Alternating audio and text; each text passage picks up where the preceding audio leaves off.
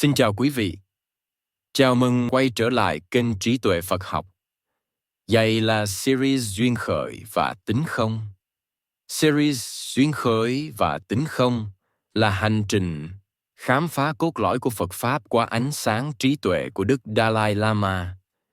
Từ giáo lý duyên khởi đến bản chất của tính không, series dẫn người sẽ đi sâu vào cấu trúc của khổ đau và con đường giải thoát, mở ra cách nhìn mới về bản thân, thế giới và sự sống. Đây không chỉ là những bài giảng, mà là con đường chuyển hóa nhận thức, nuôi dưỡng từ bi và trí tuệ trong từng khoảnh khắc đời sống. Tập 1. Duyên khởi. Trái tim của Phật Pháp. Trong dòng chảy mênh mông của Phật Pháp, có một giáo lý được xem là trái tim, là cốt lõi, là trục xoay của toàn bộ con đường giải thoát. Giáo lý ấy chính là duyên khởi.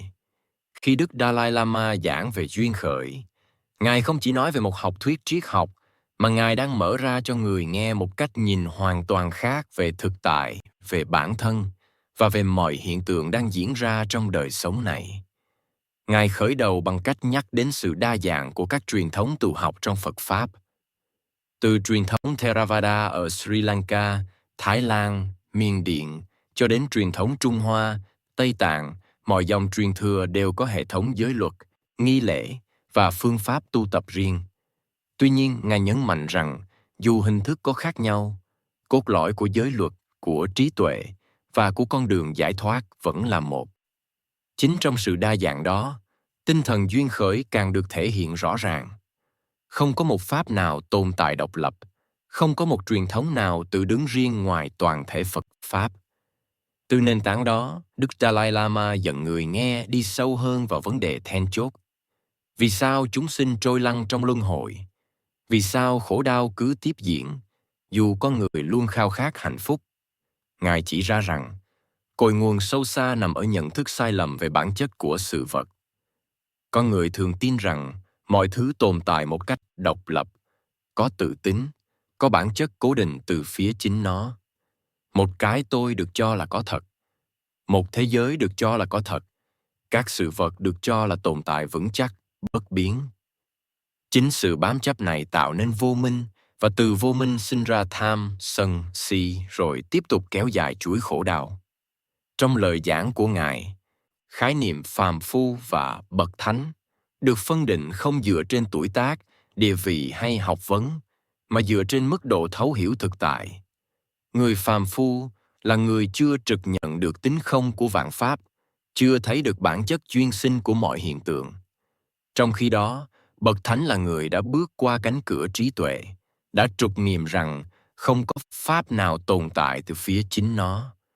Sự khác biệt ấy không nằm ở hình thức bên ngoài, mà nằm ở chiều sâu của nhận thức. Đức Dalai Lama nhấn mạnh rằng, người phàm phu thường dựa vào 3 yếu tố: hành động, người hành động và đối tượng bị hành động. Họ thấy có một chủ thể thực sự hành động, có một hành động thực sự xảy ra, và có một đối tượng thực sự bị tác động. Từ đó, họ kết luận rằng các pháp có tự tính, có bản chất riêng biệt. Nhưng chính lập luận này, dưới ánh sáng của trí tuệ, lại trở thành cánh cửa để phá vỡ mọi cực đoan. Bởi nếu phân tích sâu, sẽ không thể tìm thấy một chủ thể độc lập, một hành động độc lập, hay một đối tượng độc lập. Tất cả chỉ tồn tại trong mối quan hệ tương thuộc, nương tựa lẫn nhau mà thành. Từ đây, Ngài dẫn dắt người nghe tiếp cận với giáo lý duyên khởi theo cách rất gần gũi. Ngài không chỉ nói về các nhân duyên trong phạm vi luân hồi, mà mở rộng ra cả thời gian và không gian. Quá khứ, hiện tại và tương lai không phải là 3 thực thể tách rời. Không có quá khứ nếu không có hiện tại, không có tương lai nếu không có hiện tại, và chính hiện tại cũng chỉ được xác lập trong mối liên hệ với quá khứ và tương lai. Một năm được gọi là năm nay chỉ khi so với năm trước và năm sau. Một tháng là hiện tại chỉ khi đặt trong mối quan hệ với tháng trước và tháng sau. Ngay cả một khoảnh khắc cũng chỉ là hiện tại trong tích tắc, rồi lập tức trở thành quá khứ, đồng thời mở ra tương lai. Qua đó, Đức Dalai Lama cho thấy rằng thời gian không có bản chất cố định, mà chỉ được thiết lập trên nền tảng của sự quy ước, của mối quan hệ tương đối. Và nếu ngay cả thời gian, Một khái niệm mà con người thường xem là vững chắc nhất, còn không có tự tính, thì huống chi là thân thể, cảm xúc, suy nghĩ hay những sự vật bên ngoài.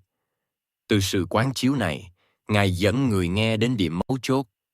Mọi pháp đều không có tự tính, nhưng không phải vì thế mà chúng không tồn tại. Chúng tồn tại, nhưng tồn tại theo cách duyên sinh, phụ thuộc, tương quan, chứ không tồn tại độc lập, cố định từ phía chính nó. Đây chính là tinh thần trung đạo, con đường tránh xa hai cực đoan.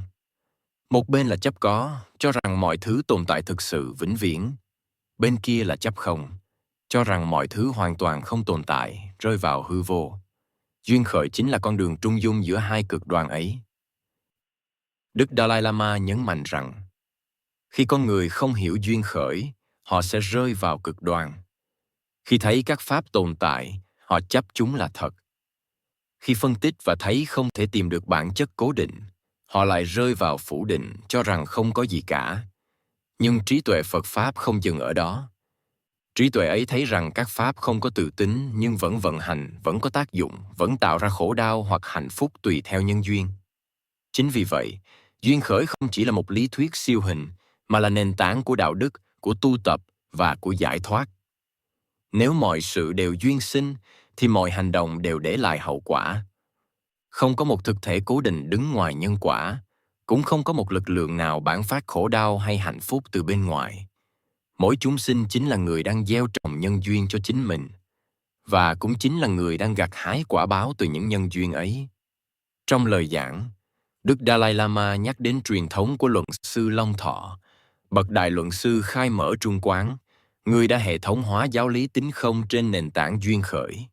Long Thọ không phủ nhận thế giới hiện tượng, mà chỉ phủ nhận sự tồn tại tự tính của nó. Chính nhờ sự phủ nhận này, con người mới có thể thoát khỏi mọi chấp trước, mối ràng buộc, mỗi cực đoan. Long Thọ từng dạy rằng, bất cứ pháp nào duyên sinh, pháp ấy là không, pháp ấy được thiết lập trên danh xưng, và chính đó là con đường trung đạo. Câu nói này trở thành chìa khóa để hiểu toàn bộ tinh thần duyên khởi trong Phật Pháp. Đức Dalai Lama tiếp nối tinh thần ấy khẳng định rằng, khi con người thực sự thấu hiểu duyên khởi, họ sẽ không còn bám chấp vào cái tôi, không còn xem cảm xúc là bản chất của mình, không còn xem hoàn cảnh là số phận bất biến. Thay vào đó, họ nhìn mọi thứ như những dòng chảy, những tiến trình, những mối quan hệ luôn biến đổi. Từ cái nhìn ấy, lòng từ bi tự nhiên sinh khởi, bởi không còn một cái tôi cứng nhắc để bảo vệ, cũng không còn một thế giới cứng nhắc để chống lại. Chỉ còn lại sự cảm thông sâu sắc đối với nỗi khổ của muôn loài và khát vọng giải thoát cho tất cả. Tập đầu tiên của series khép lại ở đây, với trọng tâm là khẳng định rằng duyên khởi không chỉ là một giáo lý, mà là trái tim của Phật Pháp. Hiểu duyên khởi là bắt đầu bước vào cánh cửa trí tuệ. Quán chiếu duyên khởi là từng bước tháo gỡ vô minh. Sống với duyên khởi là từng ngày buông bỏ chấp trước, nuôi dưỡng từ bi và tiến dần đến tự do nội tâm. Ở những tập tiếp theo, ánh sáng của duyên khởi sẽ tiếp tục được soi chiếu qua nhiều chiều kích khác nhau. Từ giới luật, thiền định, trí tuệ, cho đến đời sống thường nhật. Để thấy rằng con đường giải thoát không nằm đâu xa, mà hiện hữu ngay trong từng khoảnh khắc của đời sống này. Xin cảm ơn quý vị đã đồng hành cùng kênh Trí Tuệ Phật Học. Xin chúc quý vị luôn mạnh khỏe, an nhiên giữa đời thường. Hãy nhấn like và subscribe kênh để không bỏ lỡ những nội dung hữu ích tiếp theo nhé.